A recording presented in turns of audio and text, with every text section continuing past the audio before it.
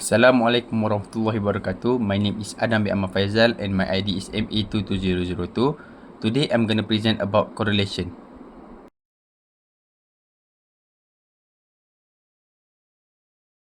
Correlation is a statistical procedure applied to calculate association between two variables. And the coefficient of correlation shows extent to which changes the value of one variable and are correlated to changes in the value of other. For positive correlation, it occurs when x-axis increase and the y-axis also increase. For negative correlation, during x-axis increase, the y-axis will decrease. For non-linear correlation, there is a non-linear correlation when there is a relationship between variables and the relationship is not linear. For no correlation, there is no pattern that can be detected between the variables. The first benefit of correlation is diversification. It is a strategy where investors allocate resources across different assets to mitigate risk. By identifying assets with low correlation or even negative correlation, investors can reduce their overall portfolio risk. And for the second is constructing portfolio, where correlation aids in constructing portfolio that are tailored to specific risk appetites, which help investors navigate market in fluctuations more adeptly.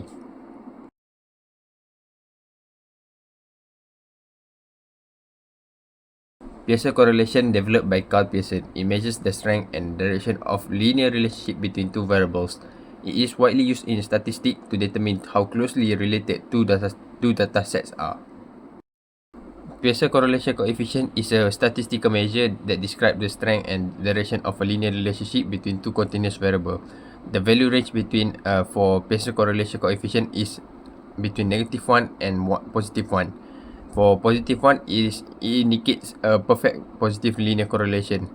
For -1, it is perfect negative linear correlation, while for 0 is for no linear correlation.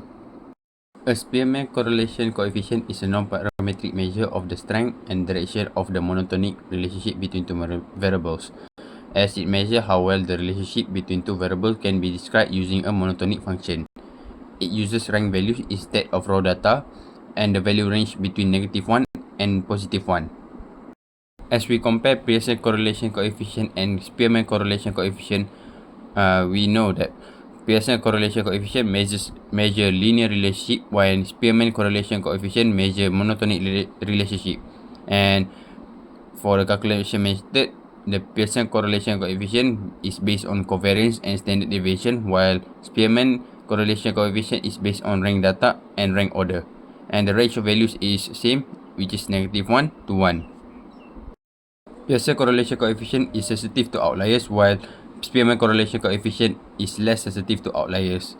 And Pearson correlation coefficient is suitable for interval and ratio data, while Spearman correlation coefficient is suitable for ordinal, interval, or non-normally distributed data. While Pearson correlation coefficient is less efficient with small sample size, and Spearman correlation coefficient works well with small sample size. As we applicate Pearson correlation coefficient in assessing linear association, and Spearman correlation we applicate for assessing monotonic association. For calculation of correlation, we use an example, which is we are studying the relationship between newborn's weight and length, where we have the weight and length of 10 newborn babies in the local hospital. For the first step, we calculate the sums of x and y. First, we rename the variables. One is x and another one is y. Then we find the sums of all x values and sums of all y values. For second step, we calculate x square and y square and their sums.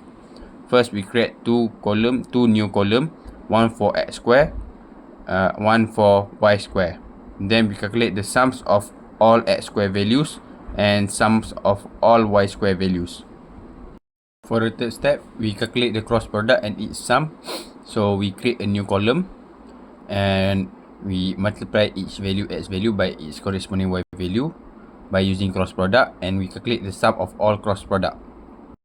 For step 4, we calculate the value of R by using the Pearson correlation formula, and we use all the data we get and we just calculate the R value. Based on the calculation, we get R is 0.75 and it is positive. So it indicates strong positive correlation. As one variable increases, the other variable also increases significantly. So we can say correlation is not equal to causation, as correlation measures the relationship between two variables and causation means that one variable directly causes the change in another. So why correlation may not indicate causality?